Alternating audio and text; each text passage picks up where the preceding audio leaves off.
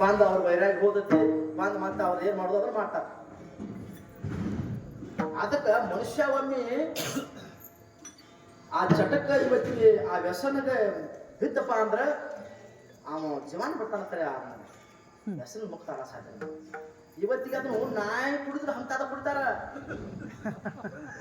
ಒಂದು ಬಾರ್ಡಿ ಒಳಗ ಹಾಲಿನ್ರಿ, ಒಂದು ಬಾರ್ಡಿ ಒಳಗ ಮದ್ಯಪಾನ ಏನ್ರಿ, ಒಂದು ಬಾರ್ಡಿ ಒಳಗ ಹಾಲ, ಒಂದು ಬಾರ್ಡಿ ಒಳಗ ಮದ್ಯಪಾನ, ಎರಡು ಬಾಡಿ ಊರ ಅಕ್ಷ ಓದಿಲ್ರಿ. ಊರಾಗ ಬಿಡಾಡಿ ನಾಯಿ ಎಲ್ಲ ಹಡ್ಕೊಂಡು ಹೋಗ್ರಿ ಹಾಲ ಕುಡಿತಾವ.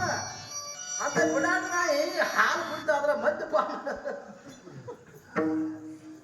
ಪುರಾಣಿ ಬಿಡಾಡಿಗಳು ಹಾಲು ಕುಡಿತ ಬರ್ತೇ ಮದ್ಯಪಾನ ಕುಡಿದಿಲ್ಲ ಅಂತಾದ ನಾಯಿ ಕುಡಿದಂತ ನಾವು ಪಾಪವೇ ಬಹಳ ಕೆಟ್ಟೈತಿ. ಅದಕ್ಕ ಇವತ್ತಿಗೆ ಅಂತಾದು. ಅದಕ್ಕ ಸರ್ವಜ್ಞ ಕೂಡ ಹೇಳ್ತಾನೆ ಒಂದು ಕಡೆ, ಮದ್ಯಪಾನವ ಮಾಡಿ ಯುದ್ಧದೆಲ್ಲವೂ ನೀಡಿ ಯುದ್ಧ ಬರುವಣ ಬಾಳು ಸದ್ದು ಅಡುವುದು ಸರ್ವಜ್ಞ.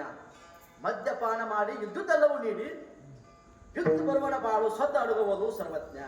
ಎಲ್ಲ ಈ ನಿಷೇಧ ಎಲ್ಲ ಪಾಠ್ಯ ಕಿಶಂದ ಎಲ್ಲ ಇದ್ದಿದ್ದೆಲ್ಲ ಈ ಪ್ರಕಾರವಾಗಿ ನಾವು ಇದೇ ಮಾಡಿದ್ದೆ ಆದ್ರೆ ಇದು ಮತ್ತೊಮ್ಮೆ ಸಿಗೋದಿಲ್ಲ. ಇದನ್ನ ಏನಪ್ಪಾ ಅಂದ್ರೆ ಇಂತಾದ್ರು ಹೋಗಿ ಭಗವಂತನ ಹೋಗಿ ಮುಟ್ಟುವಂತ ಶಕ್ತಿ ಇದ್ರೊಳಗೈತಿ.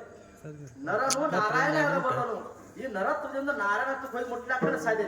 ಏನ್ ಜ್ಞಾನೇಶ್ವರ ಶರೀರ ಬೇರೆ ಐತ, ನಮ್ಮ ಸಿದ್ದೇಶ್ವರ ಅಪ್ಪಾಜಿವರ್ಗ ಬೇರೆ ಸೇರಿದಿತ್ತು, ಸ್ವಾಮಿ ವಿವೇಕಾನಂದ ಬೇರೆ ಸೇರಿದಿತ್ತು, ಆದಿ ಶಂಕರಾಚಾರ್ಯರು ವಿಚಾರ ಮಾಡೋಣ. ನಾವು ಮಹಾರಾಜ ಅವ್ರ ಶರೀರ ನಮಗೈತೆ ಅವರು ಇದ್ರು ಕೂಡ ಅವ್ರು ಏನು ಮಾಡ್ರಪ್ಪ ಅಂದ್ರೆ ಯಾವಾಗಲೂ ಕೃಷ್ಣ ಪ್ರಜ್ಞೆ ಒಳಗೆ ಇಟ್ಕೊಂಡ ಭಗವಂತನ ಚಿಂತನೆ ಒಳಗೆ ಇಟ್ಕೊಂಡ ಸಂಸಾರದಾಗ ಇದ್ರು ಕೂಡ ಸಂಸಾರಿ ಅಸಾವೆ ನಸೋಣಿ ಅಸಾವೆ ಕೀರ್ತನ ಕರಾವೆ ಏಳು ವೇಳ ಈ ಪ್ರಕಾರವಾಗಿ ಅವ್ರು ಯಾವಾಗಲೂ ಭಗವಂತನ ಚಿಂತನೆದೊಳಗೆ ಇವತ್ತಿಗೆ ಇದೇನಪ್ಪಾ ಅಂದ್ರ ಇಂಥ ದೇಹ ಪವಿತ್ರ ಮಾಡ್ಕೊಂಡ್ರು. ಪವಿತ್ರ ತೋ ದೇಹ ವಾಣಿ ಪುಣ್ಯವಂತ ಜೋ ಅಜತ ಸರ್ವಕಾಳ.